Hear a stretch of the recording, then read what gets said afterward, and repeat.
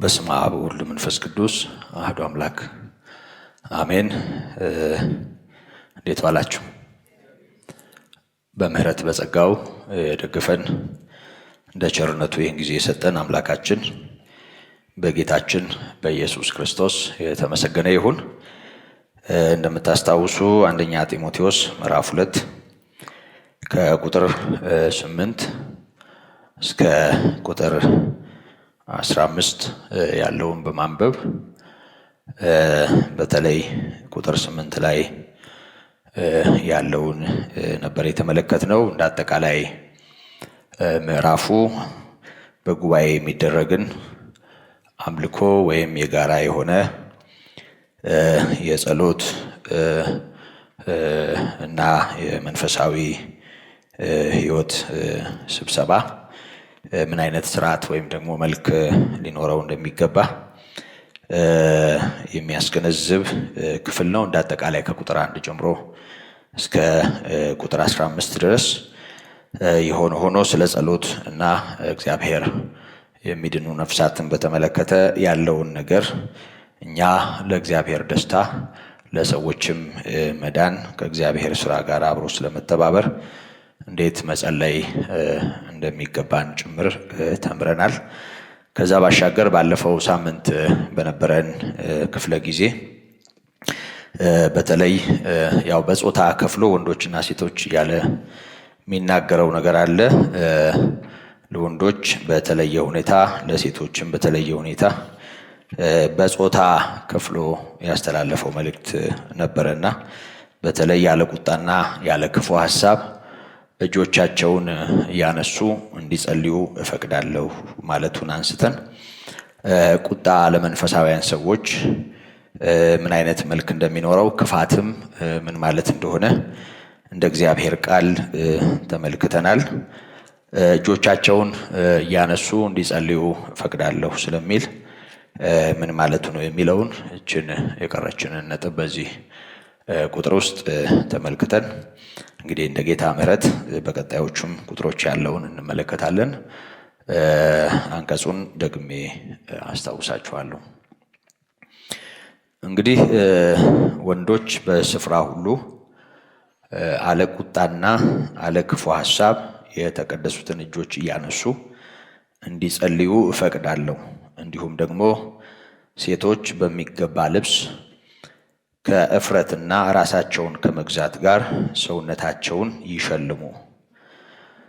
እግዚአብሔርን እንፈራለን ለሚሉ ሴቶች እንደሚገባ መልካም ማድረግ እንጂ በሹሩባና በወርቅ ወይንም በዕንቁ ወይንም ዋጋው እጅግ በከበረ ልብስ አይሸለሙ።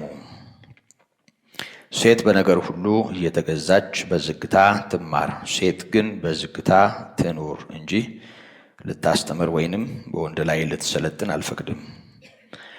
አዳም ቀድሞ ተፈጥሯልና በኋላም ሔዋን ተፈጠረች። የተታለለም አዳም አይደለም፣ ሴቲቱ ግን ተታልላ በመተላለፍ ወደቀች። ነገር ግን በእምነትና በፍቅር በቅድስናም ራሳቸውን እየገዙ ቢኖሩ በመውለድ ትድናለች ይላል። እንጸለያለን። አባታችን ልዑል እግዚአብሔር ሆይ እናመሰግንሃለን፣ እናከብረሃለን። እድል የሰጠህን የሰበሰብከን አንተ ነህ። ምስጋና ለአንተ ይሁን። ጌታ ሆይ የተጻፈውን በተጻፈበት መንፈስ በተጻፈበት መለኮታዊ ዓላማ በሐዋርያው ልብና ይህንን በሚቀበለው ደግሞም ጌታ ሆይ ያንተ በሆነችዋ ጉባኤ እጆችን በመጫን ኃላፊነት ተረክቦ ለሚያገለግለው ወጣት በነበረው ትርጉም መጠን ያኔ የነበረችዋ ያንተ ጉባኤ በነበራት ሕይወት በዚያው መጠን በተመከረችበትና ያንተ የሆነን ተግሳጽና ያንተን የሆነን ምሪት በተቀበለችበት በዚያው ሁኔታ ጌታ ሆይ እኛም በፊትህ እንድንሆን እንድትረዳን እንለምንሃለን። ያኔ የነበሩ ይህንን ያጻፍክበት ይህም የተጻፈለት በጊዜውም የነበሩ ቅዱሳንህ ዛሬ በምድር ላይ እኛ ባለንበት ሁኔታ የሉም። አንተ ግን አለ። ጌታ ሆይ በዘመናት ሁሉ ራስህን ያለ ምስክር የማትተው ልክ እንደነሱ የእኛም አምላክና አባት የሆንክ የሕይወታችን ጌታ የሆንክ የዚህ ጉባኤ ባለቤት የሆንክ አንተ ስለሆንክ ጌታ ሆይ እንደ በኩራት ማህበር እንደነዛ ቅዱሳን የእኛንም ጉባኤ በነገር ሁሉ እንድታስተምር እንድትቀድስ እንማልድሃለን።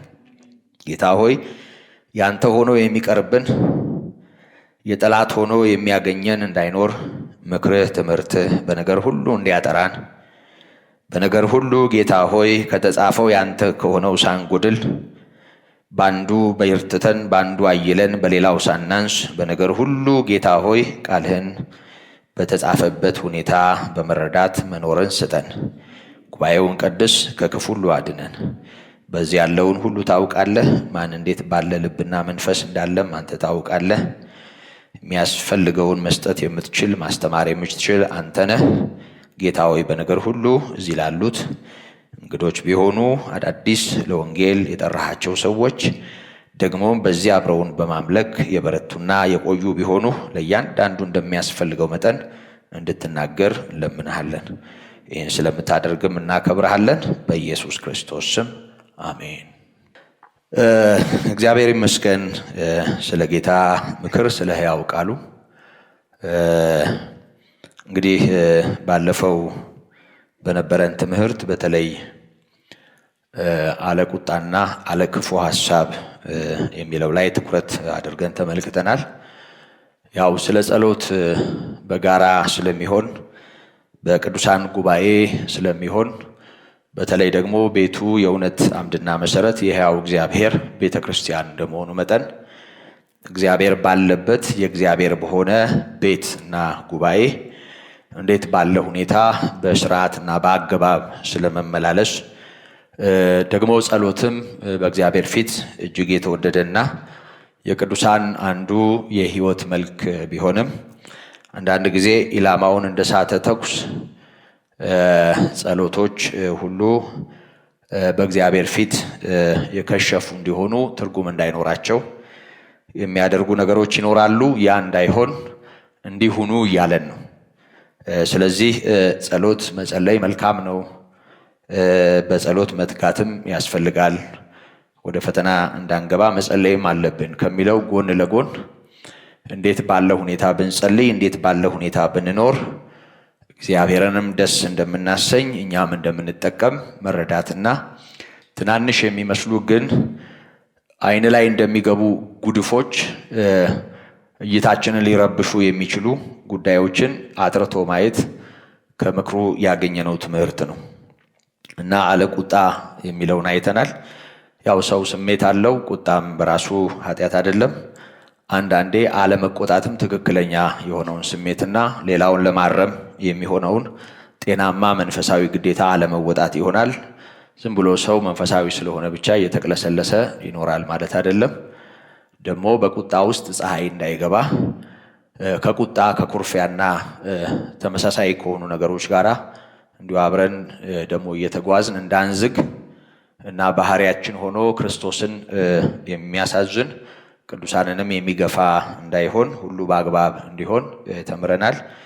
እንግዲህ ስለ ክፉ ሐሳብና ስለ ቁጣ ስላየን ወደኋላ ሄጄ ጊዜ አልወስድም።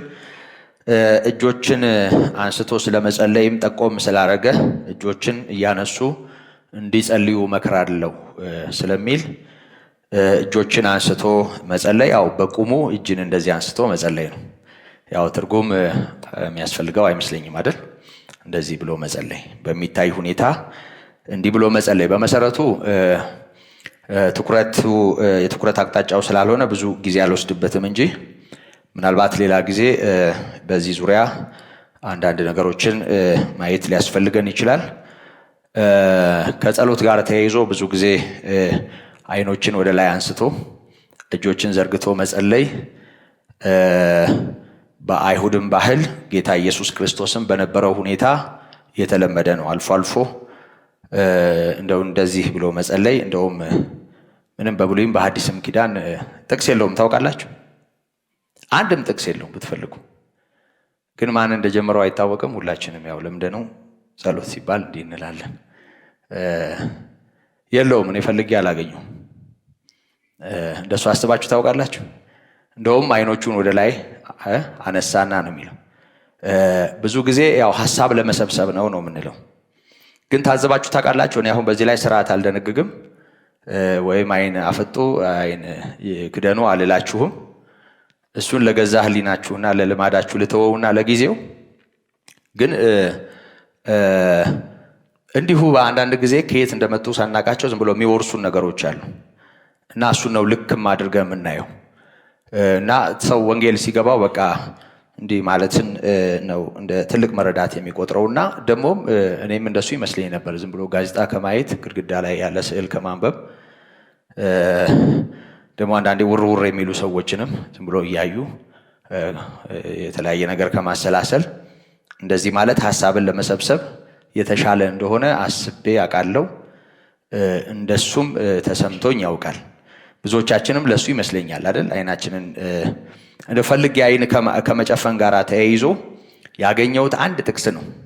ፈልጌ በአንድ ወቅት ማለት ነው። ምንድነው አይን መጨፈን መግለጥ መክደን ትልቅ ሃይማኖት ጉዳይ ሆኖ እናንተ እንደዚህ ትላላችሁ፣ ስታሸበሽቡ ከዚህ ወደዚህ ነው፣ ሽብሸባችሁ የካቶሊክ ይመስላል። ያው ሰው ሲጠላ የሚያደርገው ነገር አለ አይደል? የኛ አይመስልም ምናምን የሚሉ ማለት ነበሩ። ነው ያው መልካችንም ኦርቶዶክሳዊ አይደለም ለአንዳንዶች እና አይደል እንደው ሲያዩ ራሱ እንደው መናፍቅ ነው የምትመስለው ያሉኝ ሰዎች ትዝ ይለኛል። እና ያው መብታቸው ነው እንግዲህ እንዲያም አልልም። የሆነ ሆኖ ማአት ነገር በነበረበት ጊዜ እስቲ ይሄ አይን መጨፈን ደግሞ ያኔ ቅዱስ ዮሴፍም ሳስተምር እስቲ አይን ከመጨፈን ጋር ተያይዞ ብዙ ሰው ይደነቃቀፋልና ለምን አላጠናም ብዬ ቁጭ ብዬ ለማየት ሞከርኩ። እና እውነቱን ለመናገር ለምደ ነው እንጂ አንዳንድ ጊዜ ያው አይንም በእንባ ይከደናል፣ ልናቀረቅር እንችላለን። ከዛ ውጪ አንድ ያገኘሁት ጥቅስ ያ የቀራጩ ሰውዬ በቤተ መቅደስ ቆሞ እንደዛኛው ቀና ብሎ እንኳን መጸለይ ከብዶት እንደዚህ አቀርቅሮ ደረቱን ይደቃ ነበር ነው የሚለው። እና ወደ ላይ እንኳን ለመመልከት አልቻለም። ያኛው ግን ኮራ ብሎ ቀና ብሎ ያውም እንዲህ እያለ እየገላመጠ እንደዚህ ስላላረከኝ አመሰግንሃለሁ የሚል ጸሎት ጸለየ። እና ማንኛው ጸደቀ? አዎ ያኛው በቃ እኔ ኃጢአተኛ ነኝ፣ በፊትህ ለመቆምም ቀና ብዬም ለማየት አልችልም እያለ አንገቱን አቀርቅሮ ደረቱን እየደቃ የነበረው ጸለየ። ማነው ጸደቀ፣ ጸድቆ ተመለሰ ብሎ ጌታ አስተምሯል። እና በእርግጥም የተሰመረበት ነጥብ አይንን እንዲህ የመግለጥና እንዲህ የማቀርቀር ጉዳይ አይደለም። እዚህም ጉዳይ ላይ ቢሆን በልብ ኩራት በትዕቢት ሆኖ እንደዚህ ስላላረከኝ አመሰግንሃለሁ ማለትና ትክክለኛ ማንነቱን አውቆ ቀራጭነት ያኔ የነበረው ቦታ ይታወቃል። ኃጢአተኝነቱን በማሰብ በቃ ቀና ለማለት ድፍረት አጥቶ በትህትና እንደዚህ ብሎ የጮኸው ሰው አንገቱን ሰበር ማድረጉ ከትህትና ራስን ዝቅ ከማድረግ ጋር ተያይዞ ተገልጧል። እቺን ቀጭን መስመር ነው ያየሁት። ከዛ ውጪ ብዙ የመጽሐፍ ቅዱስ ክፍል ላይ ያው ቀና ብሎ እጆችን እንደዚህ ዘርግቶ መጸለይ የተለመደ ነው። በመሰረቱ ያው በእግዚአብሔር ፊት እንደሆነ ሰው መሆን ጥሩ ነው። እግዚአብሔርን ማክበርም ጥሩ ነው በሙሉ ኃይላችን። እግዚአብሔርን አለማክበር ነው አልላችሁም። ሌሎቹ ነገሮች አንዳንዴ በምናከብረው ሰው ፊት እንኳን የማንሆነውን አይነት ሁኔታ ነው በእግዚአብሔር ፊት የምንሆነው እና ትኩረታችን ያንን ስፍራ ያጣል። አሁን ዋናው ነገር ላይ ትኩረት ማድረግ ተገቢ ነው። ሰው በማን ነው እግዚአብሔር በእውነትና በመንፈስ ስለሚመለክ እና አንዳንድ ጊዜ ሰዎች እንጸልይ ሲባል እግራቸውን እንደዚህ እንዳጣፉ እንዲች ሲሉ ታያላችሁ። እንዲህ እንዳጣፉ ነው እግር እንደዚህ እንኳን ለማውረድ እና ጸሎት ያው ልባችንን ነው የሚያሳየው። ሰው አቅም ካለው ቢቆም በደንብ አቅም ካለው ደግሞ ቢንበረከክ ጌታን በደንብ ቢያከብር ማለት በውስጣዊም በውጫዊ ማንነታችንን በእግዚአብሔር ፊት መሆናችንን በሚያሳይ ሁኔታ ቢሆን መልካም ነው። በዋናነት እውነተኛው ነገር ላይ ትኩረት ማድረግ ተገቢ ነው። አንዳንዴ ውጫዊው ነገራችን ትኩረታችንን፣ ዝንባሌያችንን፣ ውስጣችንንም ስለሚያሳይ ብቻ በዚህ መልኩ ማሰብ ጥሩ ነው። የሆነ ሆኖ ይሄን ለጊዜው ልለፈውና እንዲና እንዲሁም ልለፈውና ያው የተፈቀደውና የተጻፈው እንደዛ ነው። የኔ ግሌን አንድ ጊዜ እስቲ ሐሳብ ከመሰብሰብ ጋር ተያይዞ የሚያዋጣው እንደዚህ ነው ብዬ ዝም ብዬ በራሴ ላይ እንዲሁ ራሴን ልታዘብ ሞክሬያለሁ።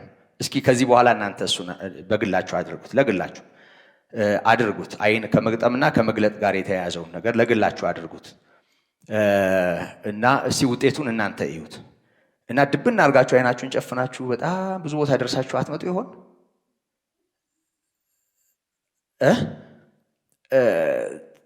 አይሆንም ብላችሁ ታስባላችሁ? ይሄ አይን ስለፈጠጠ ብቻ ሰው ትኩረቱ ወዲያ ወዲህ ይሆናል ብላችሁ ታስባላችሁ? እንደሱም አይሆን። ግን ያው ዝም ብሎ በሚታይ ሁኔታ ያው መስኮት አይደል ይሄ እዚህ ያለው የሚገባበት የተከፈተ በር ስለሆነ እንዲህ ማለቱ ያው የሚታይ ነገር እንዲታይ ስለሚያደርግ ይመስላል። ግን በእውነት ውስጥ ላይ ነው ጉዳዩ ያለው። እንዲህም ከማለት ጋር አይደለም። ዋናው ነገር አለመዘንጋት ጥሩ ነው። ግን መጽሐፍ ቅዱስ ላይ የተለመደውም ይሄው ነው። ማስረጃ ያለው ማስረጃ የሌለውና የወረሰን ደግሞ ይሄ አሁን የለመድነውና ጽድቅም ኩነኔም የማናደርገው እንደዚህ ማለት ልማድ ነው። አንዳንድ ስዕሎችም ላይ እንዲህ አድርገን ያው ስለነዋል ራሱ ባለቤቱን ጭምር። ከዚህ የተነሳ ያው እነዚህ ነገሮች አንዳንድ ቦታ የሃይማኖት ጉዳይ ሆነው ሲያወጋግዙ እናያለን። ግን ቁም ነገሩ እሱ እንዳልሆነ እየገባኝ ይሄንን ለእናንተ ተወዋለሁ። ለጊዜው እጆችን ስለማንሳት ስለሚናገር እጆችን እያነሱ እንዲጸልዩ ፈቅዳለሁ ነው የሚለው። ያው ባለው ሁኔታ እንደዚህ ብሎ መጸለይ ማለት ነው። የሆነ ሆኖ ግን ባለፈው እንዳነሳ ነው አለ ቁጣ አለ ክፉ ሐሳብ ከሚለው ነገር ጋር ተያይዞ ከእጅ ጋር ያለውንም ነገር እንዲሁ በጥንቃቄ ማየት ስለሚያስፈልግ እንደው ዝም ብዬ አንዳንድ ነገሮችን ለማየት ሞክሬያለሁ። እና እጅን ማንሳት ዝም ብሎ እጅን ማንሳት ብቻ ነው ወይ? አንዳንድ የዚህ መጽሐፍ የትርጓሜ መጽሐፍትም እንደው በቁሙ ዝም ብሎ እጅ ማንሳት ብቻ እንዳልሆነ ያሳያሉ። የሆነ ሆኖ ከዚህ ጋር ተያይዞ እጅ እና ከእጅ ጋር የተያያዘው ነገር ምን አይነት ትርጉም እንዳለው ከምን ጋር ሊያያዝ እንደሚችል የሚያሳዩ የተወሰኑ ነጥቦችን አነሳለሁ። እነዚህን ነገሮች ብታዩዋቸው መልካም ነው። በጥቅሉ እጅን ማንሳት እንዲሁ እጅ ማንሳት ብቻ አይደለም። እጅ በመጽሐፍ ቅዱስ ውስጥ ከተለያዩ ነገሮች ጋር ተያይዞ ተጠቅሷል። ለምሳሌ እንደ መጀመሪያ ነጥብ ልታዩ ትችላላችሁ። የብርታት፣ የኃይል፣ የመስራት ክህሎት ወይም የችሎታ መገለጫ ሆኖ እናየዋለን። የችሎታ ወይም የክህሎት ወይም የሥራ መገለጫ ሆኖ እናየዋለን። እጅ ከእጅ ጋር ተያይዞ በጣም የምታውቋቸው ጥቅሶች ስለሆኑ ዝርዝር ንባብ ውስጥ አልገባም። ዕብራውያን ምዕራፍ 1 ቁጥር 10 ሰማያት የእጆችህ ሥራ ናቸው ይላል። ይሄንን በጥልቀት ስንመረምር በእግዚአብሔር እጅ የተሰራ ሰው ብቻ ነው። ይህን ታውቃላችሁ አይደል? በቃሉ ነው ሰማይና ምድርን የፈጠረው። ሰውን ብቻ ነው ከምድር አፈር ያበጀው። የሆነ ሆኖ ግን በዕብራውያን ምዕራፍ 1 ቁጥር 10 ላይ ይሄ ተጽፏል። ምዕራፍ 2 ቁጥር 7 ላይ በእጆችህ ሥራ ሁሉ ላይ ሾምከው ይላል። በኢዮብ ምዕራፍ 4 ቁጥር 3 ላይ እግዚአብሔር በኃይሉ በክንዱ ሰማይ ምድርን እንደፈጠረ ያሳየናል። ስለዚህ ወደ ፍጥረት ታሪክ ስንመጣ በእነዚህ እጆቹ ሰማይና ምድርን አልፈጠረም። ግን ሰማያት የእጆቹ ሥራ እንደሆኑ ብዙ ቦታና ዳዊት በተለይ በዝማሬው ይህንን ያነሳል። በእነዚህም ክፍሎችም ይህንን እናያለን። ስለዚህ እጅ የሚለው አንድ ሰው አንድን ነገር ለማድረግ ያለውን ኃይል፣ ያለውን ችሎታ፣ ያለውን ስልጣን ጭምር ሊያመለክት ይችላል። በስልጣን እሱ ቀጥታ ያልተሳተፈበትን ነገር በሚልካቸው በሚያሰራቸው ሰዎች ያሰራው ስራ በሱ ትእዛዝ ተሰርቶ ከሆነ ኃይሉን ያሳያል፣ ስልጣኑን ያሳያል።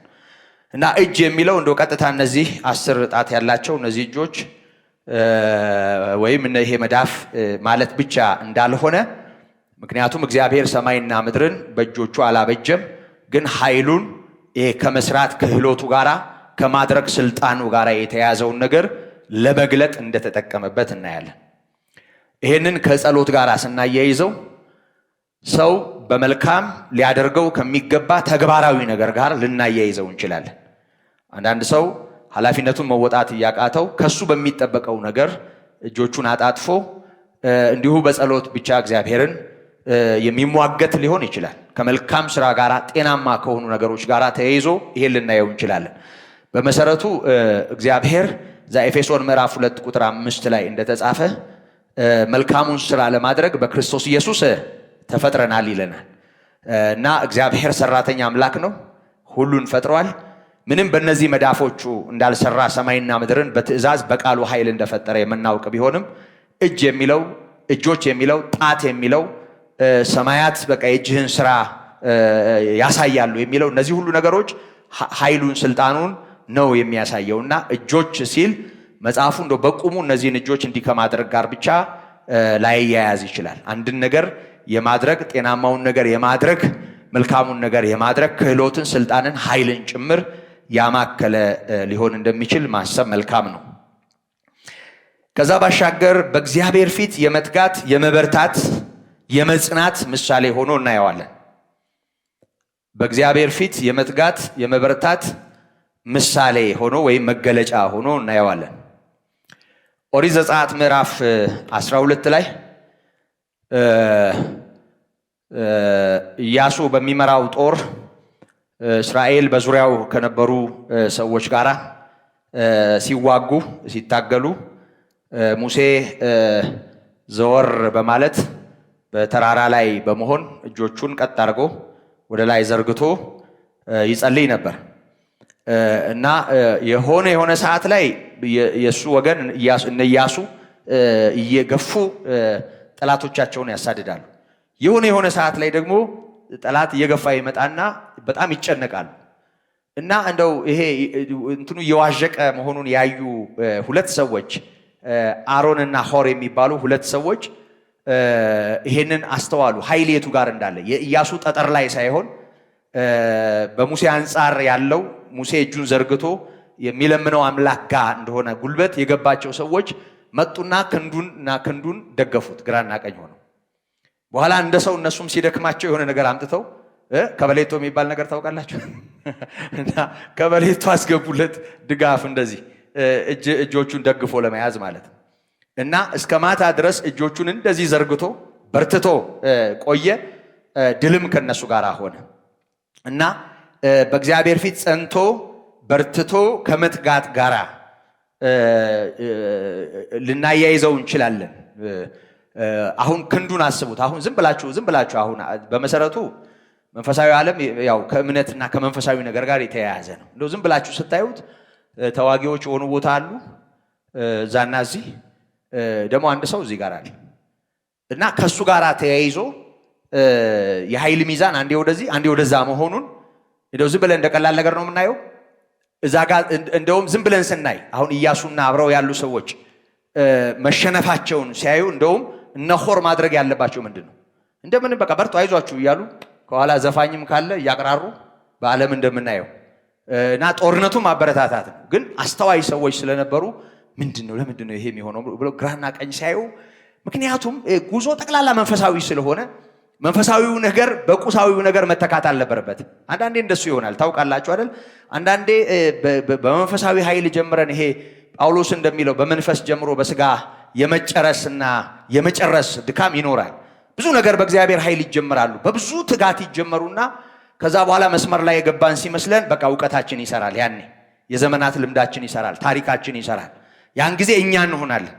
በእግዚአብሔር ላይ ያለን ድጋፍና በእግዚአብሔር ላይ ያለን ነገር ይላሽቃል። ይሄ በጣም አደገኛ ነገር ነው። የኤፌሶን ቤተክርስቲያንን መሪ ጌታ ያለውን ነገር ታስታውሳላችሁ አይደል? ይሄ የቀደመው ፍቅርን ትተሃልና ከወዴት እንደወደክ አስብ፣ ንስሐም ግባ፣ አለበለዛ ፈጥኜ እመጣለሁ፣ መቅረዙን ካንተ ወስዳለሁ ሲል ከጌታ ጋር በተያያዘ ነገር አንድ የሆነ ክፍተት መኖሩን ያሳየናል። አንድ የሆነ ክፍተት መኖሩን ያሳየናል እና ቅዝቃዜ፣ መንፈሳዊ ቅዝቃዜ ያለውን መንፈሳዊ ተጽዕኖ እና ውድቀት ጭምር ነው የሚያሳየው እና ከብዙ ነገሮች ጋር ልናያይዘው እንችላለን። እንደው እጆች ሳይላሉ ጠንክረው እንዲህ መዘርጋታቸው በእግዚአብሔር ፊት ያለንን ትጋት ያለንን እንደው ቋሚ የሆነ ይሄ አንዳንዴ ከዚህ በፊትም ደጋግሜ ያነሳዋለሁ። አንዳንዴ ይሄ ስሜታችን ነው መንፈሳዊውን ዓለም የሚነዳው። ስሜታችን ነው፣ ከሙዳችን ጋር ይያያዛል። ጸሎት በጣም የሚሰምርበት ጊዜ አለ፣ ደስ የሚልን ጊዜ አለ። ደግሞ ተሳካልንም የምንለው ስሜታችን ሲነቃቃ ነው። የህይወት መርህ እንደሆነ አናስብም። ከኛ ሙድ ጋር ሳይገናኝ ወይም ስሜት ጋር ሳይገናኝ እንደ መለኮታዊ መመሪያ እንደ እግዚአብሔር ቃል በእግዚአብሔር ፊት መትጋት እንደሚገባንም አይሰማንም እና አንዳንዱ ሰው እንደውም በቃ የሆነ የሚወራውን ነገር ነው የሚጠብቀው። ብዙ ሰው እንደሱ ነው። ራሳችሁ ልትታዘቡ ትችላላችሁ። እኔም በራሴ ህይወት ብዙ ስለታገልኩ ነው። በተለይ የደከምኩ ሲመስለኝ ከስሜቴ ጋር ተያይዞ ጸሎት ያልተቃና ሲመስለኝ በቃ የምፈልገው ነገር አለ፣ የሆነ ውርር የሚያደርግ በቃ የሆነ ነገር እሱን አስባለሁ። እንደሱ አይነት የብዙ ሰው ፍላጎት። ለዚህ ነው በጣም ብዙ ሰው በቃ የሚባትተው በቃ ይቧጥጣል የሆነ ነገር በአይነ ህሊናው። እንደሱ አይነት ቧጣጭ እንዳንሆን መርህ ይኑረን። እንደ እግዚአብሔር ቃል ይሁን ህይወታችን። እግዚአብሔር እኮ አይዋዥቅም፣ ታውቃላችሁ አይደል? እውነት ነው። እግዚአብሔር የተጻፈው ቃል እውነት ነው። ወደ ፈተና እንዳትገቡ ትጉና ጸልዩ ይላል። በቃ ከኛ የሚጠበቀው መጸለይ፣ ከስሜታችን ጋር መያያዝ የለበትም። የሰው ስሜት ምን አለው? ሰው እኮ ሲከፋው የሆነ ነገር እኮ ይወርዳል። መጥፎ ነገር ሲሰማ እኮ ስሜቱ ይላሽቃል። ሰው እኮ ምግብም ካልተስማማው ይጠወልጋል። እሱን ሁሉ መንፈሳዊ ነገር ካረግነው እኮ እንቸገራለን። ከሰው ጋር ካልተገባባን ከተጣላን የሆነ ነገር ከመጣ እኮ ውስጣችን ቁልፍልፍ ሊል ይችላል። እሱንም ጭምር ሰይጣን ነው። በኢየሱስ ስም እንበል። እንደሱ መሆን የለበትም። በቃ ከእግዚአብሔር ጋር ያለን ነገር ጤነኛ ሰው፣ በደንብ አስተዋይ ሰው ካለ ቃሉ መርህ ሆኖን በእግዚአብሔር ፊት መትጋት ነው ያለብን። ከስሜታችን ጋር ሳይገናኝ ታማኝ መሆን አለብን። ለማንኛውም በእግዚአብሔር ፊት የመትጋት የመበርታት የመጽናት ምሳሌ አድርገን ልናየው እንችላለን። ከዛ ባሻገር በሶስተኛ ደረጃ የጤናማ ፈቃድ ወይም ከጤናማ ነገር ጋር የመተባበር እንደ ፈቃዱ በሆነው ጉዳይ ውስጥ የመገኘትን ጤናማ ትብብር ያሳያል። ለምሳሌ በኦሪት ዘጸአት ምዕራፍ 15 ቁጥር 12 እና ቁጥር 17 ላይ እስራኤል ባህር ከተሻገረ በኋላ ሙሴና አብረውት የነበሩ ሰዎች በእግዚአብሔር ፊት ለምስጋና ተነስተዋል፣ ዘምረዋል። መዝሙራቸው ነው እዚህ ምዕራፍ ላይ በዝርዝር የተጻፈው እና በመዝሙራቸው ውስጥ የተጠቀሰው ነገር እግዚአብሔር ከነሱ ጋር የነበረውንም ስፍራ እነሱም ከእግዚአብሔር ሥራ ጋር የነበራቸውን ትብብር የሚያሳይ ነው። ዘጸአት 15 ቁጥር 12 ላይ ቀኝህን ዘረጋህ ምድርም ዋጠቻቸው ይላል። እንግዲህ የሰጠሙትን ሰዎች በማየት ነው። እግዚአብሔር ቀኙን ዘረጋ፣ ምድርም እነዚህን ሰዎች ዋጠቻቸው። ቁጥር 17 ላይ አቤቱ አንተ ታስገባቸዋለህ፣ በርስትህም ተራራም ትተክላቸዋለህ። አቤቱ ለማደሪያህ ባደረከው ስፍራ፣ አቤቱ እጆችህ ባዘጋጁት መቅደስ ይላል። ለማደሪያህ ባዘጋጀው ስፍራ፣ እጆችህ ባዘጋጁት መቅደስ። ቤተ መቅደሱን የሰራው ማን ነው? ራሱ እግዚአብሔር ነው የፈተለው። ሸማኔው እግዚአብሔር ነው። መቆሚያ ምናምን የሰራው እግዚአብሔር ነው። ማን ነው የሰራው? በሙሴ አማካይነት ህዝቡ ነው አይደል? ግን እግዚአብሔር ባላቸው መንገድ የሰሩትን ነገር ራሱ እግዚአብሔር እንደሰራው አድርጎ ነው የሚናገረው። ምድሪቱን ሰሯት አንልም። ለአብርሃምና ለዘሩ እግዚአብሔር ነው ያንን ስፍራ የሰጠው። ለክብሩ ያን ስፍራ እንዳዘጋጀ ይናገራል። ከዛ ባሻገር ባዘጋጀው መቅደስ የሚለው እጆች ባዘጋጁት መቅደስ የሚለው መቅደሱን የሰሩ እነሱ ናቸው። ንዋያተ ቅድሳቱን ያመጡ እነሱ ናቸው። አገልግሎቱን ሙሉ ለሙሉ የፈጸሙ እነሱ ናቸው። ግን በተገለጠላቸውና በታዘዙት መንገድ ስላደረጉት እግዚአብሔር ባለው መንገድ የሚሰሩትን ስራ የራሱ የእግዚአብሔር እጆች አድርገው የእግዚአብሔር እጆች ስራ አድርገው ሲዘምሩት እናያለን። እና ከላይ ቀኙን የሚዘረጋ የሚረዳቸው የሚያሻግራቸው እግዚአብሔር ነው። ለዚህ ዘምረዋል። በክብር ከፍ ላለው ብቻውን አምላክ ለሆነው ዘምረዋል። የሆነ ሆኖ እነሱ እንደ ፈቃዱ ያደረጉትን ነገር ጠቅላላ እሱ እንዳደረገው ቆጥረው ተናግረዋል። እና ከመልካም ስራ ጋር መተባበር፣ እግዚአብሔር ከሚፈቅደው ነገር ጋር መተባበር፣ የእግዚአብሔር የሆነውን ነገር ስንሰራ እኛ ምን ሰራ እንመስላለን እንጂ የሚሰራው እሱ ራሱ። ግልጽ ነው የምናገረው ነገር። የእግዚአብሔር የሆነውን ነገር ስናደርግ፣ እንደ ቃሉ የሆነውን ነገር ስናደርግ የተገለጠውንና የተጻፈውን እውነት በመገንዘብ ያንን ለመለማመድ ከእግዚአብሔር ጋር ስንስማማ በእኛ ሆኖ የሚሰራ እሱ ነው። እንደውም ጳውሎስ በፊልጵስዩስ 3 ሁለተኛው አንቀጽ ላይ ቁጥር 12 አካባቢ የሚለው ነገር አለ። መፈለግንም ማድረግንም በእናንተ የሚሰራ እግዚአብሔር ነው ይላል። እና እግዚአብሔር ይመስገን ከመልካም ነገር ጋር የመስማማት እግዚአብሔር እንድንኖረው ከሚፈልገው ነገር ጋር የመተባበርን ሁኔታ ያሳያል። ከመልካም ነገር ጋር መተባበርን። ከዛ ባሻገር እጅን ማንሳት ወይም ደግሞ ክንድ ወይም እጅ ደም አፍሳሽነትን በኃይለኝነት የሚሰራ አሉታዊ ነገርንም ያመለክታል። ኤርምያስ 2:34 ደም አፍሳሽነትን በክፋት የሚደረግ ነገርንም ጭምር ያሳያል። እና እጆችን ማንሳት ማለት በዚህ ቋንቋ ስንናገር ምን ማለት ነው? ከደም የጠራ እጅ እንዲኖረን በክፋት ከአመጽ ጋር ተባብሮ ከክፋት ጋር አንድ ላይ ከመሰለፍ የጠራ እጆችን የመቀደስ ወይም በጤናማ ሕይወት እግዚአብሔርን የማክበር መገለጫ ነው። እጆች በደም ጨቅይተው እንደዚህ ብንል ብዙ አመጽና ክፋት በሕይወታችን ቢኖር አይሆንም ማለት ነው። በሌላ ቋንቋ ኤርምያስ 2:34 እጆችን ማንሳት ሌላው የመማረክ የመለመን የመማፀን መገለጫ ነው።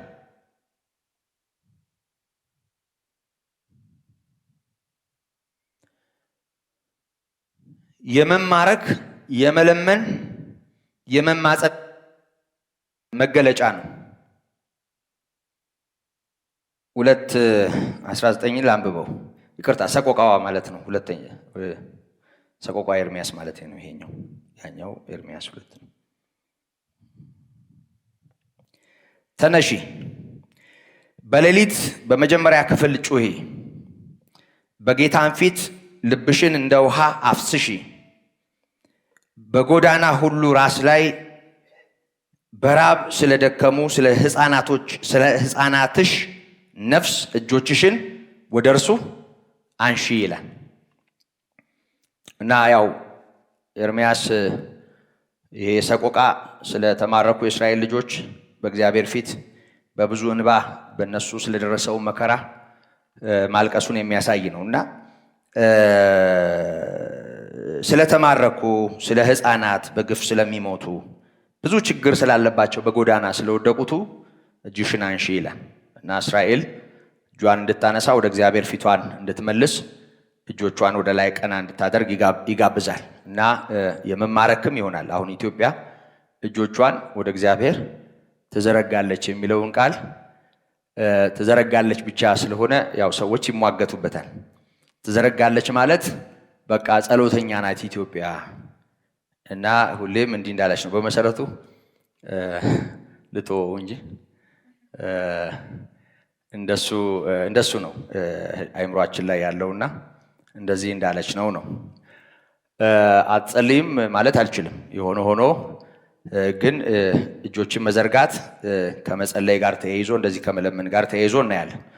አንዳንዶች ደግሞ አይ ትማረካለች ማለት ነው፣ ለእግዚአብሔር እጇን ትሰጣለች ማለት ነው ብለው ይተረጉማሉ። ለእግዚአብሔር ስለሆነ ሁለቱም ችግር የለውም አይደል? መማረክስ ቢሆን እግዚአብሔር የማይማርከው አለ? ለሌላ ቢሆን እሺ እንደፈለግን እንበል። ለእግዚአብሔር በእግዚአብሔር ፊት ብርቱ መሆኑ ምንጊዜም አያዋጣም። ታውቃላችሁ አይደል? እንደ ናምሩድ ክፉ ነው። በእግዚአብሔር ፊት ሁልጊዜ እጆችን መዘርጋት መማረክ፣ እግዚአብሔርን መለመንም ሆነ ለእግዚአብሔር ራስን መስጠት ተፈላጊ ነው። የሆነ ሆኖ ግን እጆችን አንስተው በጊዜው ስለነበረው ግፍ መከራ፣ ስለ ሕፃናቶች እልቂት፣ ስለ ረሃብ፣ ስለ ጥም እጆችሽን አንሺ ነው እያለ ያለ እና አሁንም ይሰራል ይሄ አይደል? ስለ ምድራችን ስለ ብዙ ልክ ያልሆነ ነገር ስለ ብዙዎች መከራ እግዚአብሔርን የሚያውቅ ሰው ብዙ ከመለፍለፍ ብዙ ምላሱን ከማርዘም እንዲህም እንዲያም ከማለት የችግሩ አካል ከመሆን መጸለይ አይሻልም? አዎ እግዚአብሔር የሚሰማ አምላክ ነው። እጆቻችንን አንስተን ስለ ምድራችን ስለ ሕዝቡ መጸለይ፣ ስለ ብዙዎች እንባና ለቅሶ በእግዚአብሔር ፊት መገኘት ይጠበቅብናል እና በጥቅሉ እጅን ማንሳት ማለት የመማረክ የመማፀን በእግዚአብሔር ፊት እጆችን ዘርግቶ አንዳች ነገር ለመቀበል ተስፋ የማድረግ መገለጫ ሆኖ እናየዋለን። ከዛ ባሻገር በሐዲስ ኪዳን መጻሕፍት እጆችን ከመጫን ጋር ተያይዞ እናያለን። ያው ይሄ በአንብሮተ እድ ኃላፊነት ከማስረከብ እነ ጳውሎስ ለነ አጵሎስ ለነ ጢሞቴዎስ ልዩ ልዩ ኃላፊነትን ከመስጠታቸው ጋር ተያይዞ ያለውን ነገር የሚያስታውስ ነው። ይሄ በአንብሮተ እድ ከሚሆን ኃላፊነት ከማስረከብ ጋር ተያይዞ ተገልጧል። ጳውሎስ ጢሞቴዎስን በሽማግሌዎች እጅ መጫን የተሰጠህን የጸጋ ስጦታ ቸል አትበል ይለዋል እና እጅ በዚህ መንገድ የቡራኬ መገለጫ ሆኖ እናየዋለን። ከዛ ባሻገር በጣም ከምክርም ጋር ተያይዟል። በእርግጥ በክፍሉ እናየዋለን። ስለምናያቸው ነው እነዚህን ጥቅሶች ያው ጢሞቴዎስን እያጠናን ስለሆነ በሌሎች ላይ መፍረድን በሌሎች ድካም ላይ እንደው መተባበርን ሰዎችን በሚያደክምና በሚጎዳ ነገር ቀኝን ከመዘርጋት ጋር ተያይዞ ተጠቅሷል። እጅ እና ፈጥነህ በሌሎች ላይ እጅህን አትጫን ይላል። አንደኛ ጢሞቴዎስ ምዕራፍ 5 ቁጥር 22 ላይ ይሄንን ይመክራል እና በሌሎች መፍረድ በደካማው በዛለው በወደቀው ላይ እጅን ከመዘርጋት ከመፍረድ ጋር ተያይዞ ተጠቅሷል። ከዛ ባሻገር ሌላኛው ነጥብ 8ኛው ነጥብ ማለት ነው። በቁጥር ስላልነገርኳችሁ ምናልባት ሊሆን ይችላል፣ ግን ትይዙታላችሁ ብዬ አስባለሁ። አስፈላጊ ከሆነ ልደግማቸው እችላለሁ። እጅ ከዛለ ማንነት ቅድም የብርታት የኃይል የክህሎት የሰራተኝነት መገለጫ እንደሆነ እንዲሁ ከዛለ ማንነት ጋራ ለመንፈሳዊ ነገር አቅም ከማጣት ከመውደቅ ጋራ ተያይዞ ለመንፈሳዊ ነገር ብቻም ሳይሆን እንዲሁም ሰው ያው በስጋም ይደክማል አይደል? እንደዚሁም ተገልጦ እናየዋለን። ታስታውሳላችሁ በዚህ በዮሐንስ 21 ላይ ቁጥር 15 ስለ ኬፋ ጌታ ኢየሱስ ክርስቶስ የተናገረው ነገር አለ። ኬፋ ጌታን በመካዱ በጣም ተከፍቶ ነበር። ታስታውሳላችሁ አይደል? ከትንሣኤ በኋላ ወደ ጌንሴሬጥ ባህር ዳርቻ በአንዱ አስተባባሪነት ሄዱ። እንሂድ አሳና ጥብድ ተባባሉ። ረቧቸዋል ይመስለኛል እና ተያይዘው ሄዱ። እንግዲህ ጌታ በተነሳበት ዕለት እነሱ ጌንሴሬጥ ናቸው። አሳ ለማጥመድ ይታገሉ ነበር እና በዚህ ጊዜ ጌታ ያው ዝርዝሩ እናንተ የምታውቁት ታሪክ ስለሆነ ጊዜ ላለመውሰድ አላነሳውም። ጴጥሮስን በአድራሻ ተናገረው። ትወደኛለህ ብሎ ጠየቀው። ያው ዝርዝሩን ታውቁታላችሁ ብዬ ነው አይደል? ባህር ላይ እንዴት እንደተገናኙ ልክ ያኔ ሲጠራ እንደነበረው አሳ ማጥመድ ተስኗቸው ሲዳክሩ አድሮ ነው ጌታ የመጣው። መረብህን ጣላለው። ጣለ በሌላ አቅጣጫ እና ብዙ አሳ ተሰገሰገ። ያኔም ሲጠራ ዮሐንስና ወንድሙ ሌሎችም ጴጥሮስን ጨምሮ እዛው ባህር ዳርቻ ላይ ነበር ጌታ ያገኛቸው። ሉቃስ 5 ላይ ይሄ ተመዝግቧል። ከትንሣኤ በኋላ ያንኑ በዛው አይነት ሁኔታ ጌታ መጣ እና ባህር ላይ አሳ ለማስገር ይታገላሉ። ሳይሆንላቸው ቀርቶ ሰብስበው ሊሄዱ ሲሉ ጌታ መጣ፣ ተናገረ። እስቲ እንደ ቃልህ አሉና ያው ተዘረጋ። ከዛ አሶች ተገኙ እና በጣም ይገርመኛል ይሄ ታሪክ። እንደው አንዳንድ ጊዜ ያው ሰው ሲተኛ የተኛ የለም በህሊናው ሲጠራ እንደዚህ ነበር ጴጥሮስም ዮሐንስም የተጠሩት። ጴጥሮስ አላስተዋለም። በጣም ይገርማል። ሌላ አጋጣሚ ወይ ሌላ ጌታ መስሎት ይሆን አላውቅም፣ ግን አሳ ይቆጥራል አጎንብሶ እና አሳ እየቆጠረ በቁጥር እኮ ተቀምጧል። 150 ትልልቅ አሳ ይላል እና ቁጭ ብሎ በቃ አሳ ይቆጥራል። ምንም አላስተዋለም። ከዛ ማነው ዮሐንስ ጠጋልና አንተ ጌታ እኮ ነው አለው። ደነገጠና ሽው ብሎ ገባ። ምክንያቱም ክዶት ስለነበር በጌታ ፊት ለመቆም አቅም እንዳልነበረው ስለሚያውቅ ተወርውሮ ወደ ባህር ውስጥ ገባ። ከዛ በኋላ ያው እንግዲህ ጴጥሮስም እንደ አሳው ተጠምዶ ሳይመጣ አይቀርም። እዛው ባህሩ ዳርቻ አሳው ተጠብሶ እንደቀረበ ይመስላል አጻጻፉ። ከዛ በኋላ አብረው ከጌታ ጋር ተቀመጡ እና የዮና ልጅ ስምዖን ትወደኛለህ አለው እና እንደ ያኔው ቀጭቀዥ ብሎ አዎ ጌታ ሆይ ምናምን አላለም። ያን ጊዜ የሰራው ስህተት ነው ለዛ ሁሉ ነገር ያጋለጠው። ትወደኛለህ ሲለው እንደወድህማ አንተ ታውቃለህ አለ። ደጋግሞ ሲጠይቀው አዘነ ይላል። 3 ጊዜ ነው የጠየቀው። ደጋግሞ ነው፣ አጽንኦት ነው። ደጋግሞ ትወደኛለህ አለ እና ደጋግሞ ስለጠየቀው ጴጥሮስ አዘነ ይላል እና በቃ ከዚህ በኋላ አልታመንም ማለት ነው የሚል የተሰበረ ልብ ያለው ይመስላል።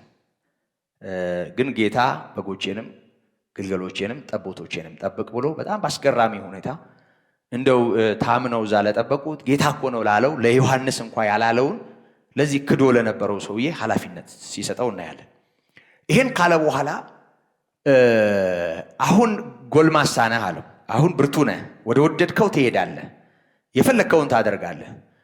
ደግሞ ቀን አለ፣ አንተ እጆችህን ትዘረጋለህ፣ ሌሎች ያስታጥቁሃል እና እነሱ ወዳሉ መንገድ ትሄዳለህ በማለት ተናገረ። ይሄንን ስለምንድን ነው የተናገረው? ስለ እርጅና አይደለም፣ በኋላ ስለ ኢየሱስ ክርስቶስ ሊቀበለው ስላለው መከራ መናገሩ ነው። ያ ማለት ምን ማለት ነው? ጴጥሮስ እድል እንዳለው ጌታን ለማክበር አሁንም ሊያገለግለው እንደሚችል ተስፋ ቆርጦ ስብር ብሎ በቃ እኔ ከዚህ በኋላ አልታመንም አረባም ማለት ነው ብሎ በጌታ ፊት ቦታ ያጣ መስሎት እንዳይሰቀቅ ጌታ በሚያስገርም ሁኔታ ልቡን ሲደግፈው እናያለን። ትችላለህ፣ ልክ ነው። ማንም በጉልምስናው የፈለገውን ያደርጋል፣ ይሮጣል። እነዚህ ጉልበቶች ሁሉ ጊዜ እንደዚህ አይሆኑም፣ ታውቃላችሁ አይደል? እና እግዚአብሔር እድሜ ከሰጠን አንዳንዶቻችሁ እያላችሁ በምርኩዝ ትመጣላችሁ እና እኔ እንዴት እንደምሆን አላውቅም። ጥሩ እዚህ ሮሚና ካፌ አንድ ጭርጭስ ያለ ፈረንጅ ስዕል ነበርና ጓደኞቼ አሰግድ ሲያረጅ እያሉ ይቀልዱብኝ ነበረ እና ጭርጭስ ያለ ሽማግሌ እና ያኔ ቀጭን እያለው ነው እና ቀጫጫም ስለነበርኩ እንግዲህ መስሏቸዋል። እና ይሁን እድሜ ከሰጠን እንደሱ ነን አይደል? እውነት አይደል? ይሄ ግን ስለዚህ አይደለም እያወራ ያለው፣ ስለ እርጅና አይደለም እያወራ ያለው። ጌታን ለማክበር በጎች፣ ግልገሎች፣ ጠቦቶችን ለመጠበቅ የሚያስችል አደራ እየሰጠው ነው፣ ኃላፊነት እየሰጠው ነው። አሁን በዚህ አቅም በኩል ትንቀሳቀሳለህ ነው። ደግሞ ሌሎች ያስታጥቁሃል። አንድ ቀን እጅህን ትዘረጋለህ ማለት እዛው ስለተረጎመው ራሱ ቃሉ ስለ እርሱ ሊቀበለው ያለውን መከራ ማመልኩት ነው ስለሚል ስለ ኢየሱስ ክርስቶስ መከራንም እንደሚቀበል በፈተናም እንደሚያልፍ መናገሩ ነው። እና በዚህ ታሪክ ውስጥ እጆችህን ትዘረጋለህ ማለት ትማረካለህ ማለት ነው። አቅም ታጣለህ፣ ሌሎች አንተን ይጎትቱሃል፣ ወደ ፈለጉት ትሄዳለህ ማለት ነው። በታሪክ እንደተጻፈው እና ስለ ጴጥሮስና ስለ ጳውሎስ ሰማዕትነት በተለያየ መንገድ ሲነገር እንደሰማችሁት ይሄ በዓለም ታሪክም የተመሰከረለት እውነት ነው። ያው ጴጥሮስ ጌታን አክብሯል እና ተዘቅዝቆ የተሰቀለ ደቀ መዝሙር እንደሆነ ይነገርለታል። ጳውሎስም አንገቱን በሰይፍ አጥቷል። ይሄ ሁሉ የሆነው በሮም ነው እና በዚህ መንገድ በሌሎች ክንዱ ኃይሉ ተይዞ ስለመሞቱ መናገሩ ነው። ከዛ ባሻገር ግን መንፈሳዊ የሆነውን ዝለት በተመለከተ ይሄ አሁን በአካል ስለመዛል ብቻ ባያመለክትም ዝም ብሎ እንዲሁ ስናየው አሁን ትሮጣለህ፣ የሆነ ጊዜ ግን በሌሎች እጅ ወድቀህ ትጎተታለህ፣ ዋጋ ትከፍላለህ ነው። በዕብራውያን 12 ቁጥር 12 ላይ የሰለሉትን እጆች የላሉትን ጉልበቶች አቅኑ ይላል። ያነከሰው እንዲፈወስ እንጂ እንዳይናጋ ለእግራችሁ ቅን መንገድን አድርጉ ይላል። ይሄ በኢሳይያስ 35 ቁጥር 3 ላይ ተጽፎ እናየዋለን። ይሄ የሚያሳየው ከመንፈሳዊ ዝለት ጋር የተያያዘ ከመንፈሳዊ ዝለት ጋር የተያያዘ